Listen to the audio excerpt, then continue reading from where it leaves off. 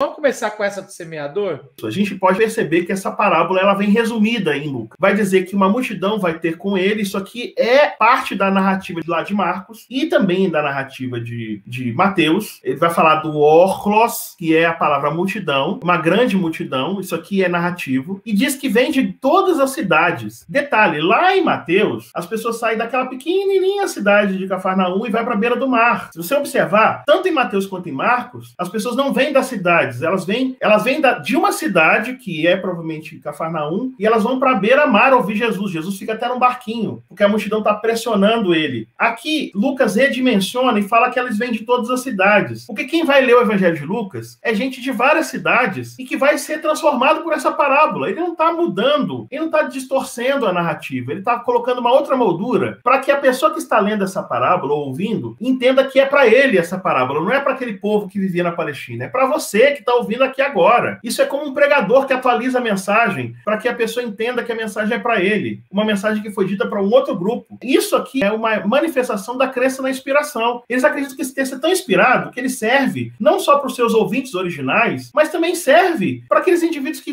vierem a ouvir essas narrativas de Jesus em outros contextos. Um outro eixo de falar disso aí também é o seguinte: como o Lucas é um pesquisador, ele está fazendo uma pesquisa ali, está se debruçando em ouvir histórias. Quando ele está escrevendo isso, realmente essas histórias já tinham se espalhados nas cidades. Então não é só que ele está colocando que vieram da cidade, como se fosse para adaptar, que é também, para, vocês vão ouvir, mas também como assim, meus amigos, já foi testado isso e já está nas cidades acontecendo. E pode-se perceber que isso tudo é na moldura narrativa antes dele contar a história propriamente dita, antes dele abrir aspas e colocar a fala de Jesus. Portanto, é um enquadramento narrativo que vai ajudar o indivíduo a entender. Ninguém vai se confundir. Os ouvintes de Lucas sabem ou saberão por essa moldura que é para eles e é importante que eles ouçam essa história, mesmo sendo uma história da roça. Uma outra coisa, Brian, que eu acho que é interessante também a gente falar para a turma, é que a gente também, é o que você deu a dica ali logo no começo, os papiros eram muito caros. Então, não tem nada que foi colocado que não foi pensado. Não é igual a gente... É porque a gente tem a cabeça de quem escreve um e-mail. E e-mail se apaga, você manda errado, você manda a frase a mais, você vai... Então, quando vai falando cidade, aí cita uma mulher, aí cita outra, aí não sei o quê... Parece que Lucas tá assim, bota aí, eu acho que, bota aí o nome de... Aquilo é muito pensado, é quase uma tatuagem que ele tá fazendo. E você não fala assim, bota um braço aí a mais nessa tatuagem. É um negócio que é caro, é definitivo, então assim, e é muito pensado. Então, realmente, todos esses detalhezinhos são detalhezinhos importantes pra gente... Se o autor da Bíblia pôs, ele tá dando algum sinal. Para a pessoa entender o que é um papiro, como que era.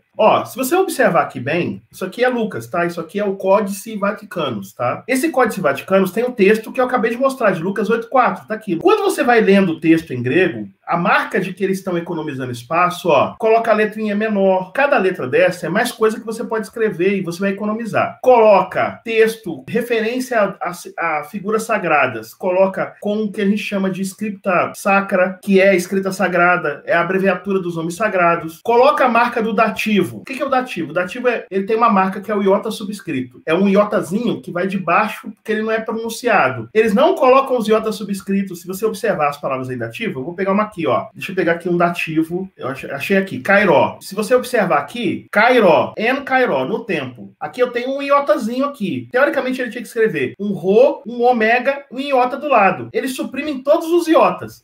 O i que teve até aqui, não tem. Aqui, kairó. Tá aqui o ró do kairó. O i não tem. Porque eles estão economizando milímetros para poder caber o texto nesse troço caro. Então, a gente não tem que pensar que isso aqui... Inclusive, se você observar o códice que eu tenho na mão aqui, olha a letra. A letra não é uma letra muito bem cuidada, mostrando que não tinha dinheiro para pagar um escriba para fazer a cópia. Eles tinham que pegar a melhor pessoa que escrevia, fazer o máximo de cópia com o máximo de qualidade que pudesse. Ou seja, isso aqui, Marcos, é um ato de amor. Então, essa parábola que tem aqui, né? Aproveitar que você colocou o texto aqui, só para mostrar como essa parábola vai fazer, eis que o semeador saiu a semear. Uma parte caiu à beira do caminho, foi pisada, e as aves do céu comeram. A outra caiu sobre a pedra, pedra, e tendo crescido secou por falta de umidade. A outra caiu no meio dos espinhos, e estes cresceram com ela e sufocaram. Outra caiu em boa terra e produziu a 100 por 1. Dizendo isso, clamou: quem tem ouvidos para ouvir, ouça. Ele mantém os elementos que são típicos do semitismo. Quem tem ouvidos para ouvir, ouça é uma coisa que vem desde a literatura apocalíptica de Enoque. A ideia de produzir 100 por 1 está presente, 30, 60, 100 por 1, lá na tradição de Marcos, lá na tradição de Mateus. Ele reduz isso para 100 por 1, porque ele não quer mostrar as diferenças de progressão. Ele está resumindo o texto, colocando um texto mais econômico. Ele está concentrando a narrativa para dizer: o semear vai dar certo se o terreno for bom. Lá no texto de Mateus e no texto de Marcos, o texto é mais elaborado, porque o indivíduo que semeia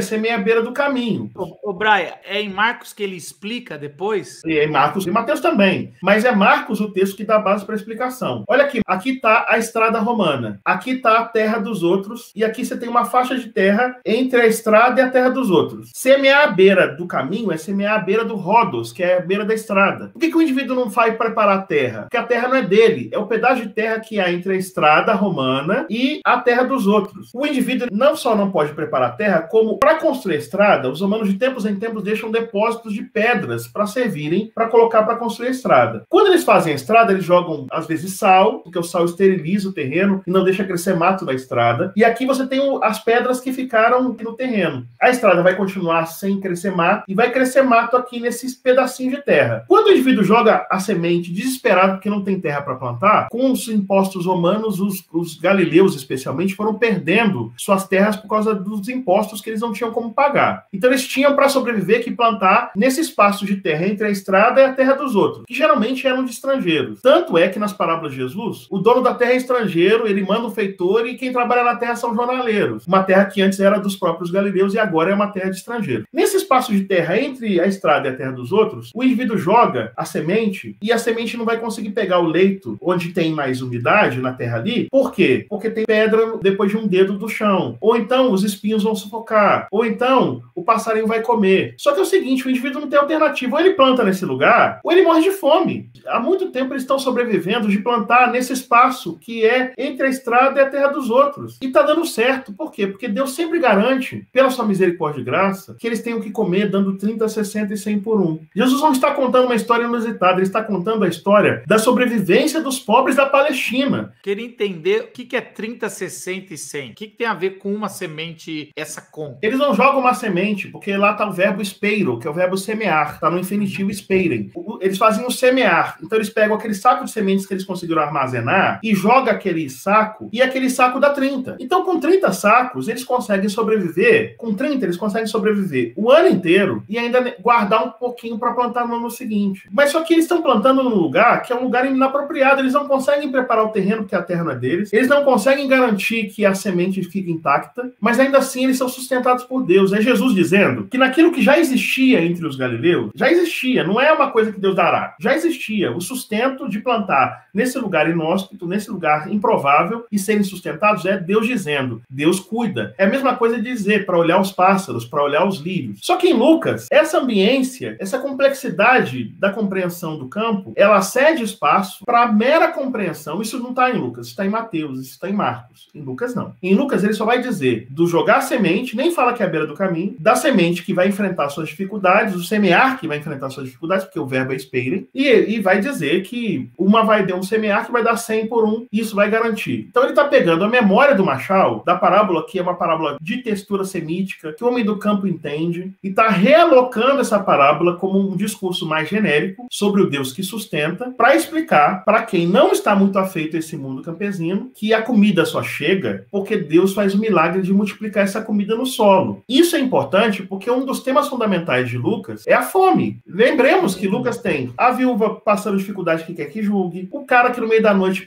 pede pão para o seu vizinho, a mulher que dá todo o seu recurso como a melhor oferta. Você tem uma série de mensagens em Lucas que aponta para a precariedade. Quando ele fala de segurança alimentar e fala desse terreno que chega em boa terra, só dá para entender dentro da ambiência de Lucas que ele está apelando não para um milagre abstrato, mas para o fato de que a boa terra é o homem de posses da comunidade lucana que, ao compreender o mistério da boa terra, será a boa terra na vida do indivíduo que precisa de generosidade. Se você observar essa narrativa dentro do Evangelho de Lucas inteiro, que fala o tempo todo da necessidade da generosidade, da necessidade da doação, da necessidade do cuidado com os miseráveis, inclusive até os doentes que ele vai escolher, são os doentes que não podem plantar. Homem com a mão seca é quem não pode plantar. Coxo é quem não pode trabalhar. Então ele está tentando apelar para a sua comunidade de ser uma comunidade generosa. Lembremos das missões paulinas que tentam incutir no povo helênico a necessidade de serem generosos com os povos pobres da Judéia. Então isso tem a ver com essas comunidades de pessoas de posses que precisam aprender o reino de Deus como um reino em que o fruto desse reino é a generosidade, a capacidade de acolher pessoas que tenham dificuldades e pessoas pobres.